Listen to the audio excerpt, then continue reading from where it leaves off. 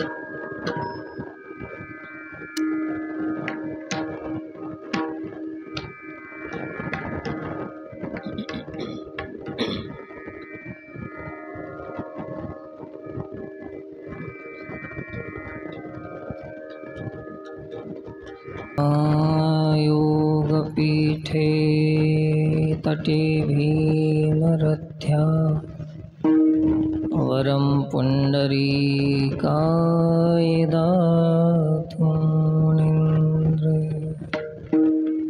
समागत्य तिष्ठं तमानन्दकन्दं, परब्रह्मलिङ्गं भजे पांडुरंगम।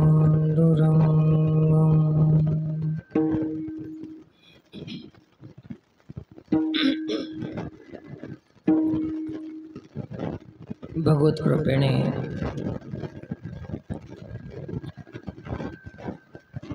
आपल्या गावामध्ये समस्त भक्त मंडळींनी कार्तिक मास निमित्त काकड आरतीची सेवा केली। त्या निमित्ताने आजची ही कीर्तन सेवा असून तासभर भगवत चर्चा आहे। श्री गुरुचं स्मरण वंदन, समस्त भाविकांना हे प्रणाम।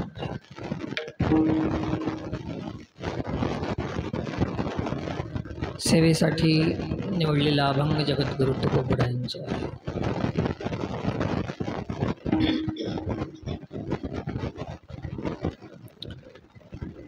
भगवत सेवा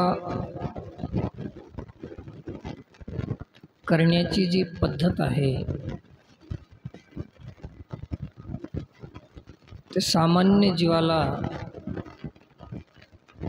त्याची विधी कळत नाही, माहीत नाही। आणि मग करायची तर आहे, देवाची सेवा करायची आहे, पण विधीचा तर पत्ता नाही। सामान्य जीव हे विधी जाणू शकत नाही।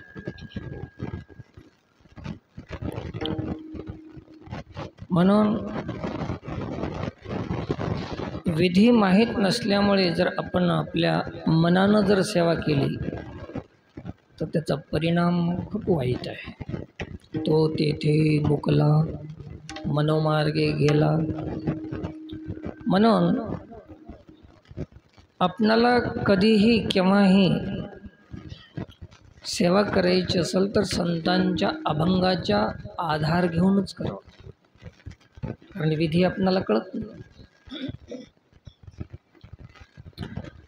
आपल्याला हे अभंग तयार करता येईल, जगामध्ये असे खूप कविकर्ते झाले, कवित्व करणारे झाले, पण त्यांनी अशी कविता केली की ती आपल्या अनुकूल कशी राहील अशी कविता. आम्हालाही कवित्व करण्याचा अधिकारही आहे आणि करताही येते, आणि संतांनीही कवित्व केलेलं आहे. परंतु आमच्या कवितामध्ये व्यक्तिगत अनुकूलता आहे. कार्यक्रमाची कीर्तनाची भूमिका लक्षात घ्या. आणि महापुरुषांचं जे कवित्व आहे त्याच्यामध्ये व्यक्तिगत स्वार्थ किंवा अनुकूलता नाही. सार्वजनिक अनुकूलता, सार्वजनिक सुविधा, सार्वजनिक कल्याण, सार्वजनिक हित ज्याच्यात आहे तशीच कविता, तसंच कवित्व महापुरुषांचं आहे. आम्ही आमच्या मनानं जर काही केलं तर त्याच्यामध्ये आमच्या पुरतंच असतं. काय असतं? आपल्या पुरतंच राहतं. एखादा लईच मोठा माणूस झाला तर आपल्या जातीपुरतं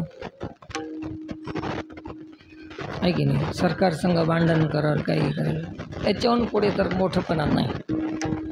कोणी आपल्या संप्रदायापुरतं, कोणी आपल्या जातीपुरतं. लई मोठा झाला तर लई तर व्यक्तिगत जीवनाशीच संबंध आहे.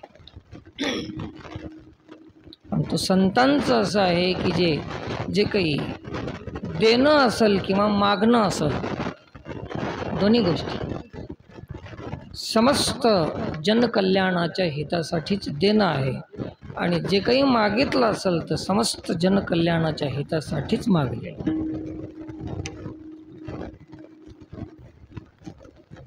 बहुजन हिताय बहुजन सुखाय, जे काही मागणी केली संतांनी, समस्त विश्वकल्याण. एवढी संकुचित बुद्धी नाही की कोणी आपली जातीपुरतंच करा, कोण्या धर्मापुरतंच करा, असं नाही. आता आमच्या दृष्टीमध्ये हेच आम्हाला मोठे वाटतात, परंतु संत इतकं मोठं या जगात कोण आहे? साधू थोर जाना, साधू थोर जाना, साधू थोर जाना कलियुगी. त्यांच्या मागण्यातही सर्वांची मागणी आहे, त्यांच्या देण्यातही सर्वासाठी देणं आहे. देणं असो की मागणं असो, देत असताना स्वतः देतात आणि मागत असताना देवाकडं मागतात. माणसाकडे कधी मागितलं नाही. आणि देत असताना स्वतः देतात, आपल्याकडून देतात. या संताचे देणे बघा, कल्पतरुणी दुने. आणि मागणी देवाकडे जरी करीत असतील तर याच्यासाठी करतात देवाकडे मागणी. देवाकडे एखाद्या नेत्याला जर आम्ही मागितलं तर त्यांना पक्षापुरतंच देईल, त्याच्या पक्षात काम करणाऱ्यापुरतंच देईल.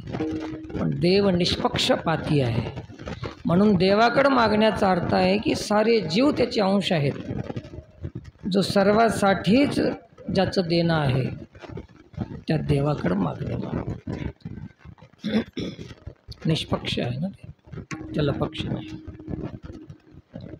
त्याचा एकच पक्ष आहे, उपद्रव करणाऱ्या जीवाला दुष्ट अशा समाजाला एक दंड देऊन त्यालाही आपल्याकडे ओढण्याचा प्रयत्न करते. हे त्याचा काही दोष नाही. आम्ही कोणाचा द्वेष करतो तर आमच्यापासून त्याला दूर ठेवण्यासाठी करतो, आणि देव जर कोणाला दुःख देत असेल तर त्याला दुःख देऊन, त्याला स्मरण देऊन आपल्याकडे घेण्यासाठी करतो. जीवात आणि देवातला फरक. आम्हीही कोणाचा द्वेष करतो तर कशासाठी? आमच्यापासून दूर करण्यासाठी. आणि देव जर कधी कोणाला कष्ट देत असेल ते कशासाठी? दूर गेलेल्याला जवळ घेण्यासाठी. दोन्हीतलं अंतर किती आहे? का सारखं आहे? बिलकुल नाही. देव कोणाचा वैरी नाही, देव कोणाचा विरोध करत नाही, देव कोणाचा पक्ष धरत नाही. देव स्वार्थी नसल्यामुळे कुठेही आपलं जे सिद्धांत आहे ते सोडत नाही. या माणसामध्ये जे सिद्धांत सुटत जातात, धर्म सुटत जाते, याचं कारण स्वार्थ आहे. आणि परमात्मा निस्वार्थी आहे, त्याला सिद्धांत सोडायची आवश्यकताच नाही. काय गरज आहे? आम्ही सोडत जातो.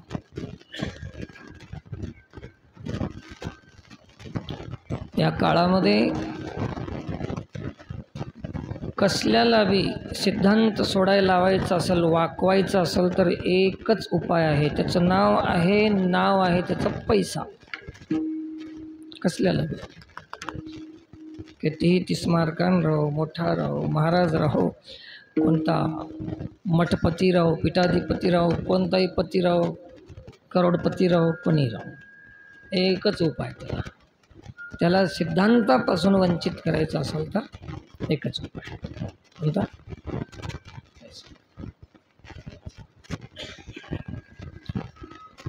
परंतु संत मात्र त्यांनी सांगितलं की देवा, मागण्या तर अनेक आहेत आणि तू देतोसही बरंच काही, परंतु त्यापैकी आम्हाला नको, हेच पाहिजे. तुझे देतोस त्याच्यामुळे आम्हाला आमचा सिद्धांत सोडावा लागला.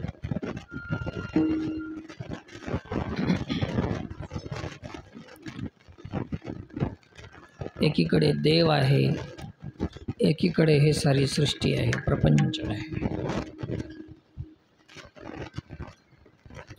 संतांना माहीत आहे की काय मागावं, कसं मागावं. आपल्या डोक्यामध्ये जे गैरसमज आहे ना, ते ऐकून घ्या. कसा गैरसमज आहे, कशामुळे आहे. की तुकोबारायांनी संतांचा, महाराज लोकांचा विरोध केला, कीर्तनकाराचा विरोध केला, कर्मकांडी लोकाचा विरोध केला, असाच एक गोड गैरसमज आहे. कसला गोड गैरसमज आहे. परंतु एक ध्यानात ठेवा, हे त्यांचा विरोध नाही, हे बोध आहे. बोधालाच आम्ही आमच्या बुद्धीच्या कमजोरीमुळे आम्ही त्याला विरोध समजलं. होता बोध आणि वाटला विरोध, आणि आवडतो विनोद. कराय गेला बोध संतांनी, आम्हाला वाटला विरोध आणि आवडतंय आम्हाला विनोद. तीन तिरपट होऊन गेला. एकाचा मेळ एका. बोध काय आहे त्यांच्या बोलण्यामध्ये? त्यांच्या बोलण्यामध्ये एक बोध आहे.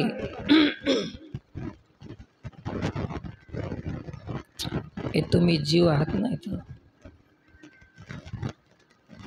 कोणाचे अंश आहात ना? ईश्वराचे. ईश्वर अविनाशी आहे की नाशवान आहे? अपरिवर्तनशील आहे का परिवर्तनशील आहे? अपरिवर्तनशील. मग तशा शाश्वत सनातन ईश्वराचा अंश जीव, तर जीव बी कसा आहे? अविनाशीच राहणार. अविनाशाचा अंश कसा राहील? अविनाशीच राहील. खूप ध्यान लावून ऐका. एवढंच ऐकलं तर बस कीर्तन, पुढचं आरती केलं तरी जमते. अविनाशाचा अंश जीव अविनाशी आहे. आणि या जीवाची मागणी जे काही आहे ते जड नाशवान पदार्थाची आहे, परिवर्तनशील वस्तूची आहे. एखादी पद तुम्हाला मिळते, शाश्वत आहे का?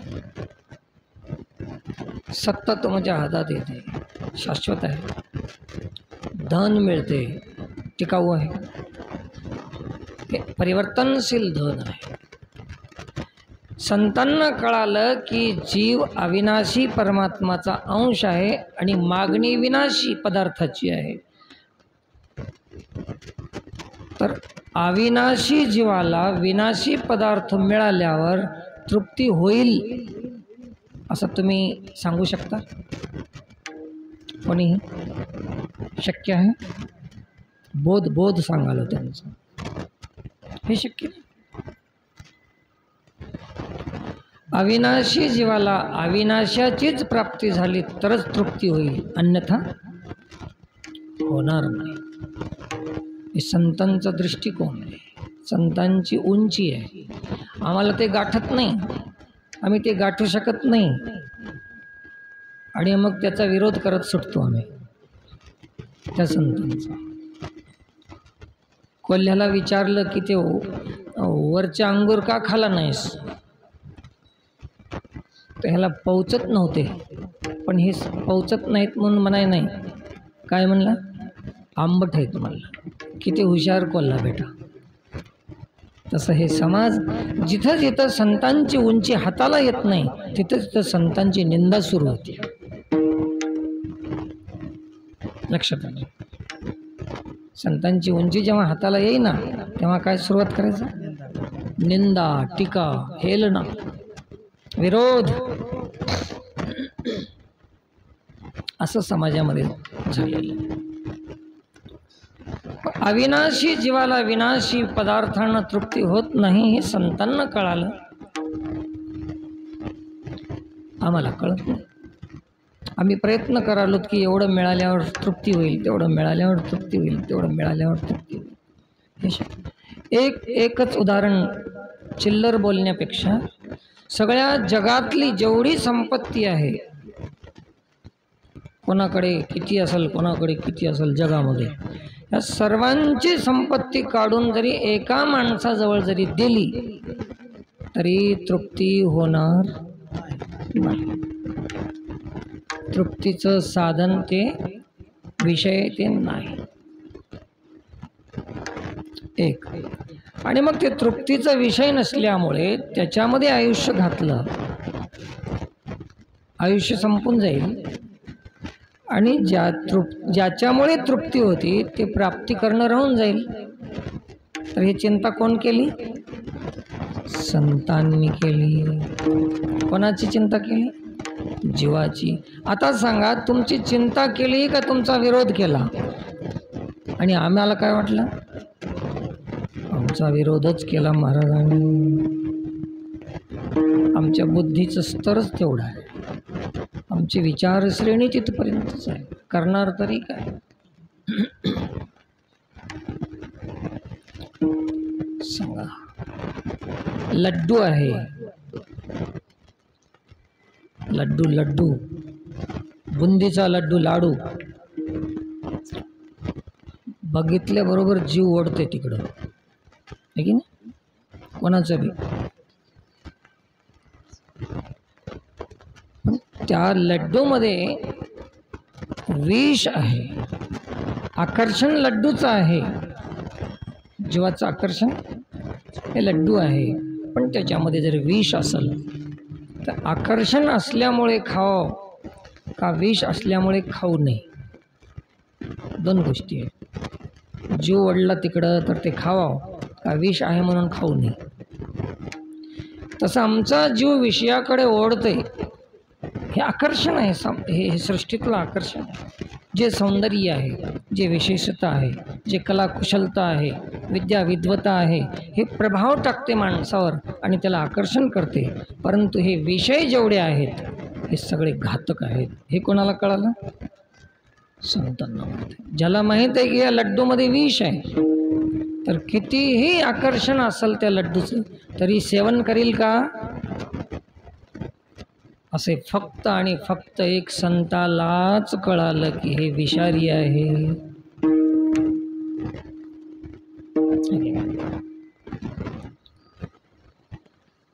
विषय विष, विषय विषाचा पडी पाडू. विषयाला विष नाव दिलेलं आहे. विषय विषाचा पडी पाडू, गोड परमार्थ लागे कडू. परमार्थ तसा गोड आहे, पण कसा लागाला? कडू लागाला. असलं बोलायचं नव्हतं, तसलं बोलायचं नव्हतं, लगेच कडू बोललं. कसा लागाला? गोड परमार्थ लागे कडू. कडू कडू विषय तो गोडू, जीवाशी झाला. अज्ञानी लेकरू जर विषमुक्त लड्डू खायला मागत असेल तर त्याची आई देते का? आणि तर न दिल्यामुळे ती आई त्याची शत्रू आहे का? विरोधी आहे का? पण त्या लेकराची बुद्धी त्या आईला आपली शत्रू मानते. शत्रू मानते. म्हणून ह्या संतांनी हे ओळखलं की याच्यामध्ये विष आहे. विषय विष. लक्षात ठेवा, विषय काय आहे? विष आहे. परंतु याची तुलना रामायणामध्ये केलेली आहे.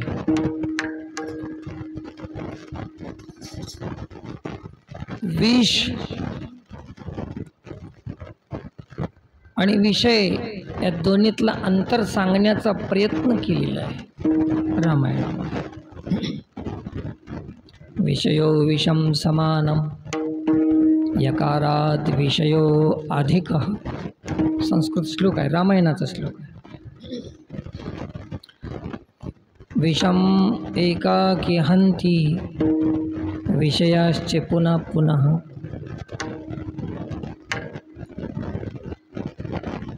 याचा अर्थ सांगतो तुम्हाला. विष किती अक्षर आहेत? 2. आणि विषय किती अक्षर आहेत? आता या दोन्हीपैकी मोठं कोण? विषय. आपण विष तर पित नाही भिवून, पण विषयाकडे ओढल्याशिवाय कळत नाही. त्याच्यापेक्षा डेंजर आहे, खतरनाक आहे. पण जीवाची ओढ कोणीकडे? विषय. विषय म्हणजे कळालं असेल ना, ते नाशवंत पदार्थाची ओढ आहे, तादात्म्य आहे, आसक्ती आहे, हेच विषय आहे. ते राज्य असो, सत्ता असो, धन असो, संपत्ती असो, पद पदवी, सत्ता, संपत्ती, प्रतिष्ठा, मान, सन्मान, हे सगळे विषय हे विष. कुठलंही हे कोण सांगायलंय? राम आहे. कुठं सांगितलंय? जेव्हा भरताला राज्य घ्यायला सांगितलं, लक्ष्मणाला, भरताला, अर्थोत्तरी घे, अर्थोत्तरी घे, तेव्हा त्यांनी हे त्याची व्याख्या केलेली आहे. ह्या राज्य भोगाच्या विषयाला विषापेक्षा बी खतरनाक सांगितलं. कोण सांगितलं? म्हणून भरतानं राज्य घेतलं, गादी घेतली नाही, आणि त्याच्यावर रामाच्या पादुका ठेवल्या. रामाच्या पादुका ठेवल्या. हे किती शहाणे लोक होते हो. आता कुठंतरी शहाणपणा उरलाय का? हे ज्ञान कोणाच्या तरी जीवनामध्ये आहे का? दिसतंय का?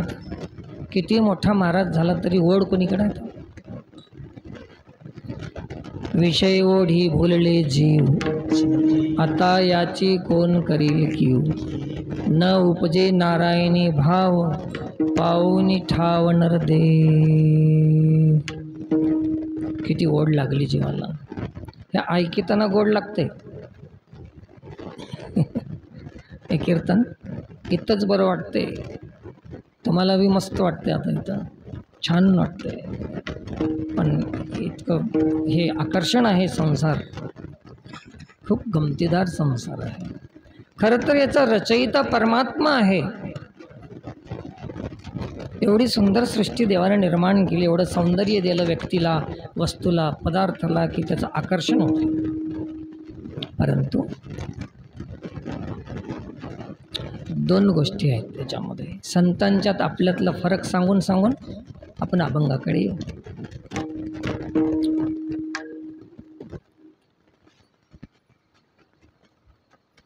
सरळ आपलं जे आपल्यासमोर दिसालंय ते आपणाला आकर्षण करालंय, परंतु हे एवढं सुंदर आहे आपल्यासमोर, हे दृश्य, हे व्यक्ती, हे समाज, हे माणसं एवढे सुंदर आहेत, पण याचा रचयिता किती सुंदर असेल ना, तिकडे आमची दृष्टी जात नाही.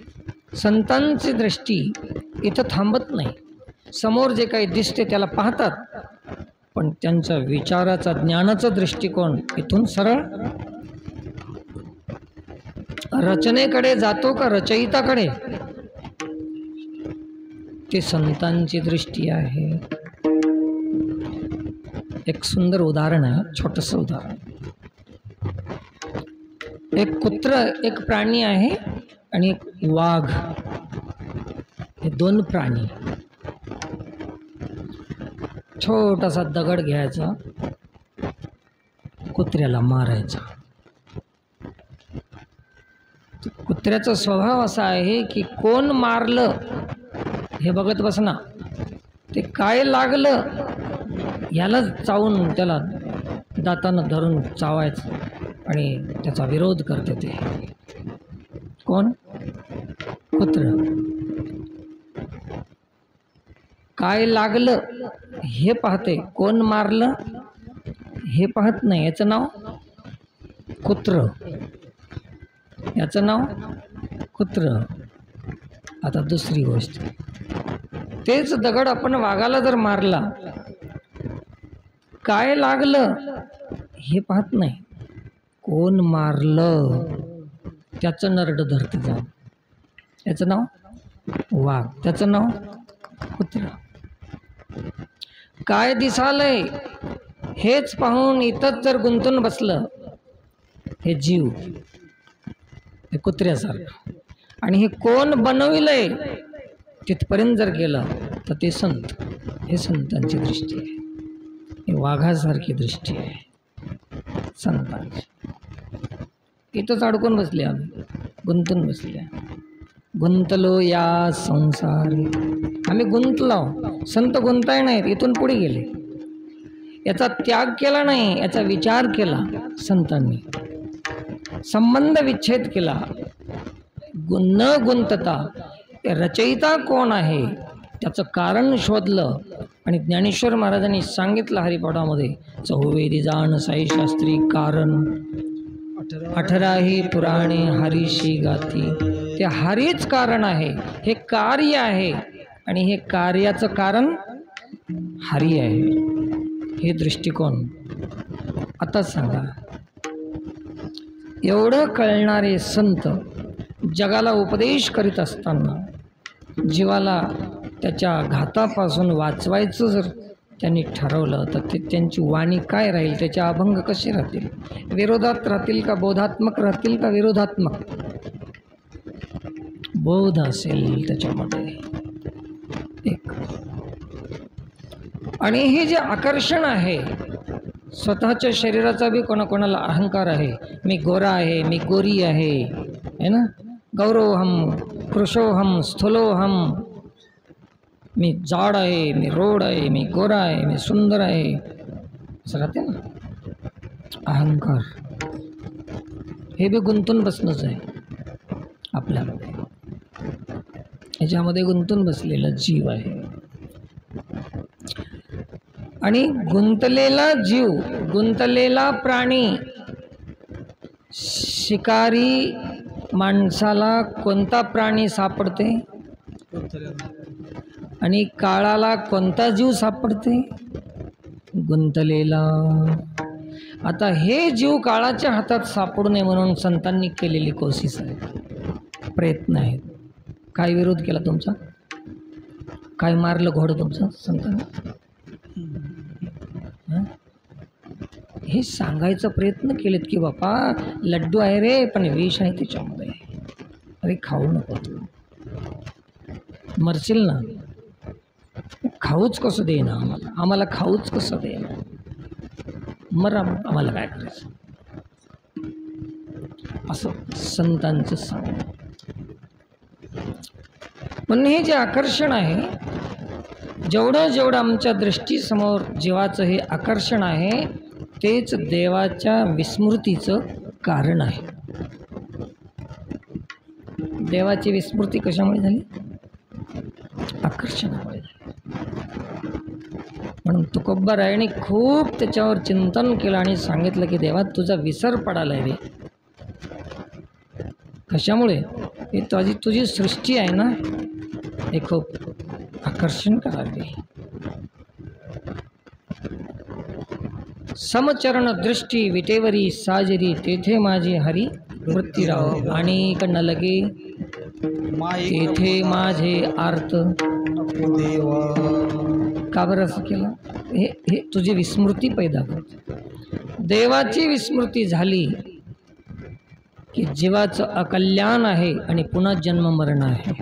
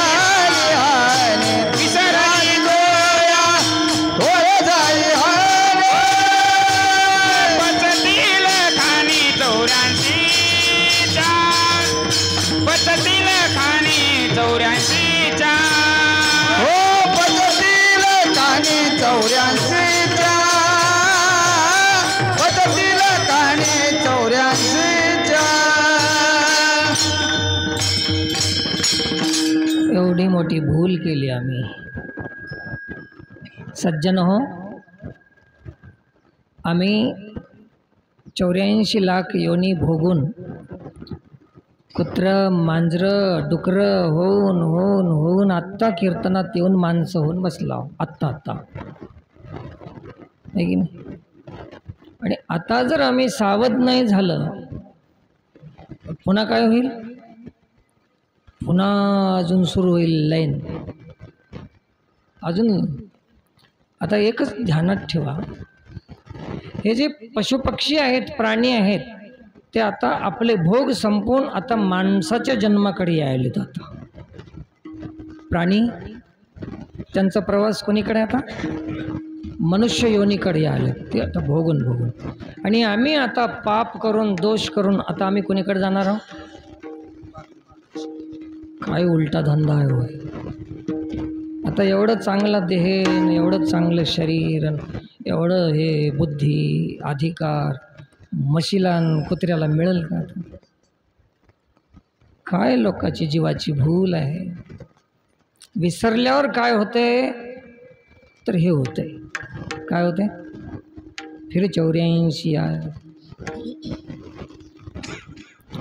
अनेक संतांनी आपणाला सावध करण्याचा प्रयत्न केला. इस तन धन की कोन बढ़ाई, देखत नैनों में मिट्टी मिलाई. इस तन धन के कोन बढ़ाई. कोण मोठेपणा आहे? बाल जले जैसी घास की पोली, हड्डी जले जैसी लकड़ी की मोल. जळून जाईल ना. कधीतरी चिंतन करा. एवढी सेवा करते ह्या माता भगिनी केसाची, लाखो रुपये त्याच्यावर खर्च आहे. म्हणजे करू नये असं माझं मत नाही, वा लिखा हो जो कर बघू नये, पण एक सांगाल, एक गोष्ट सांगाल. भर कोण जळून जातं एक दिवस. काय काय सेवा करतात त्याची काय. हे बी सेवा काही वाया जात नाही, कधी कधी काम देते. आमच्या गुरुनं एकदा सांगितलं की ते झाडाचे फुलं घेऊन ये. गोष्ट ध्यान आली. गेलो त्या मावशीला, म्हणलो हे मोगऱ्याचे फुलं दे मावशी, पूजा करायला पाहिजे आमच्या गुरुला. ते म्हणले एक फुल मिळणार नाही. काय करतेस मावशी? गजरा करते मी, गजरा. फरक एवढाच आहे, तिनं गजरा करतीया आणि हे वारकरी गजर करतात. ठीक आहे, जाऊ दे बापा म्हणून सोडून दे. नाराज झालो मी, महाराजाकडे आलो, विचारलो की महाराज हे गजरा करते म्हणा, हे काय कामाचं, ते केसाला लावून काय उपयोग आहे, काय भेटतंय त्याचं, विचारलो मी. महाराज म्हणले येडा आहेस का, कशाची बी सेवा वाया जाय ना म्हणले, केस बी प्रसन्न होतात म्हणले एक दिवस बायाला. काय करतात, फुगे, पिना, काटे, भांडे. अरे येड्या, केसाची सेवा जर वाया जाय ना तर देवाची सेवा, काकड आरतीची सेवा वाया जाईल का?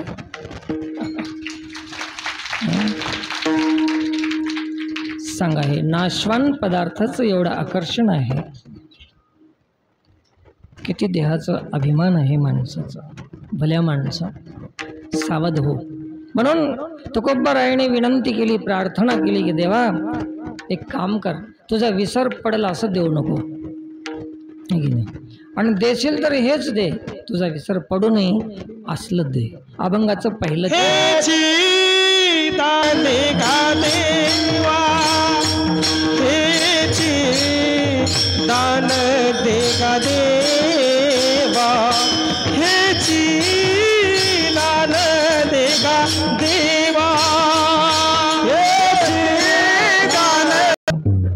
तुझा विसर न व्हावा, त्याचा विसर होऊ नये. तर जीवाची तृप्ती कशात आहे? दोन बाजू आहेत, एकीकडे आपला ईश्वर आहे, एकीकडे आपला संसार आहे. दोन्हीकडे वडाला आहे जीव, पण तृप्ती कोणीकडे आहे? आता ईश्वराकडे गेलं तर त्याची तृप्ती आहे. म्हणून संतांनी इशारा केलेला आहे, हे साधन सामग्री म्हणून शरीर आहे, साधन सामग्री म्हणून हे धन आहे तुमचं. तुमच्याकडे संपत्ती आहे, घर आहे, पत्नी, पती, मुलं, बाळं, हे जे सगळा परिवार आहे, हे काय आहे? देवानं दिलेली साधन सामग्री आहे. साधन करून तुम्ही देवाकडे जावं, ह्याच्यानं सेवा करून, समाजाची सेवा करून संसारात उत्तीर्ण हो,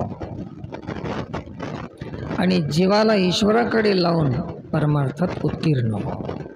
याचे यास त्याचे त्यास, तुकयाने कास घातले, ह्याचं ह्याला द्या आणि त्याचं त्याला द्या.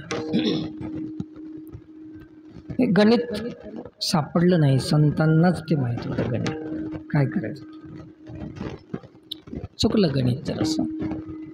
म्हणून हे दुःख आहे, हे दरिद्री आहे, अनुताप आहे, पश्चाताप आहे जीवाला, चूक भूल आहे, अपराध आहे, पाप आहे. त्याचा विसर पडल्यावर जीव विन्मुख होतो, तेव्हा हे सगळ्या घटना त्याच्या जीवनामध्ये घडतात. देवाला विन्मुख झाल्यावर जीव वाचत नाही. म्हणून या जीवाला वाचविण्याचा प्रयत्न केलेला आहे या दुःखातून. बघा ना, आपणाला मुक्ती मुक्ती म्हणतात ना, मुक्ती केवढीशी मुक्ती आहे सांगा?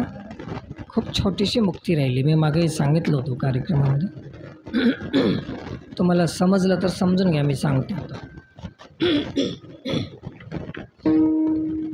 देवाचं गुणगान गायचं आहे. कशासाठी गायचं आहे?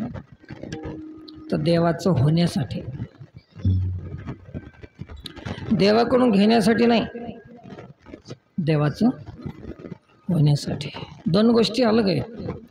गुणगान देवाचं गायचं देवाकडून घेण्यासाठी एक राहते, आणि देवाचं होण्यासाठी एक राहते. त्याचा विसर न पडणं म्हणजे देवाचं होणं, हे की नाही. आणि त्याचा विसर पडला की माणूस आपोआपच विषयाचं संसाराचं होऊन जाते. त्याला काय व्हायची गरज?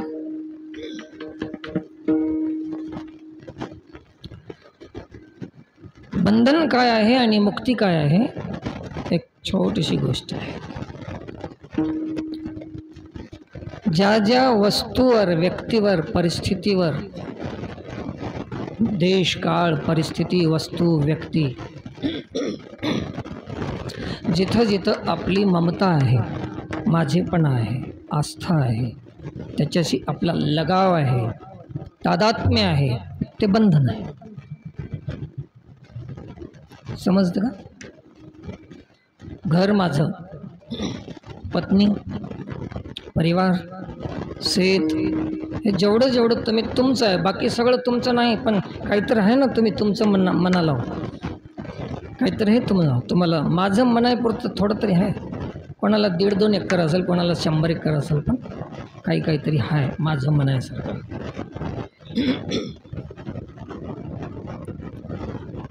हे बंधन आहे.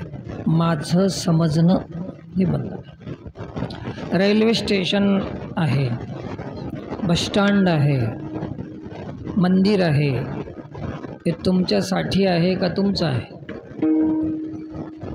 तसं हे शरीर, हे संसार तुमच्यासाठी आहे का तुमचं आहे?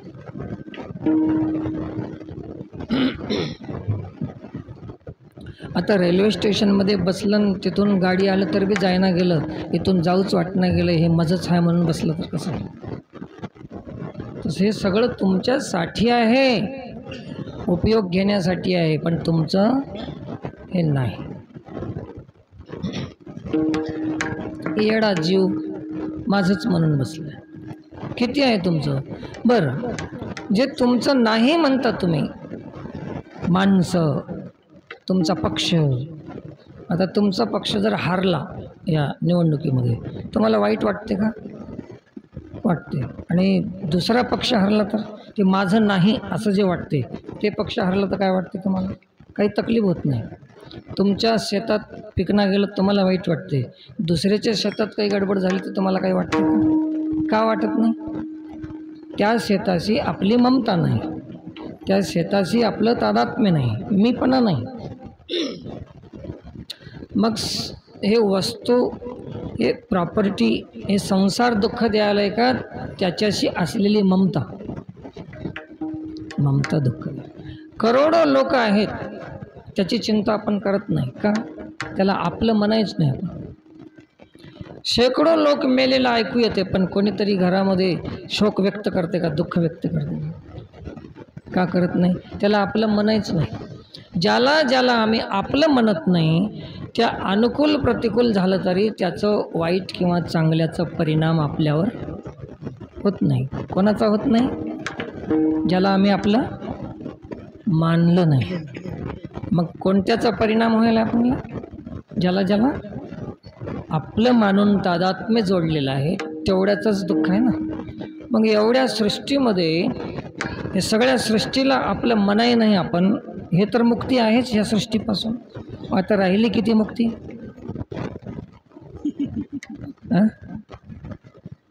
लक्षात आली की नाही? आपली राहिलीच किती मुक्ती? ह्या साऱ्या सृष्टीची तर ममता आपली नाही ना. कोणी मेलं तरी रडणं, जन्मलं तर हसणं, त्याच्यातून तर मुक्तच हवं. पण आता राहिलं किती? आपल्या परिवारापुरती, 1.5-2 एकरापुरती, 4-2 माणसापुरती. आता मुक्ती मिळायला थोडी राहिली आहे का जास्त राहिली आहे? समजलं सगळ्याला? एवढीशीच तर मुक्ती आहे. एवढ्यासाठी किती बंधनात पडावं लागते. टोपी आहे की अवघड आहे? थोडी आहे की लई आहे? थोडी आहे. लक्षात राहील?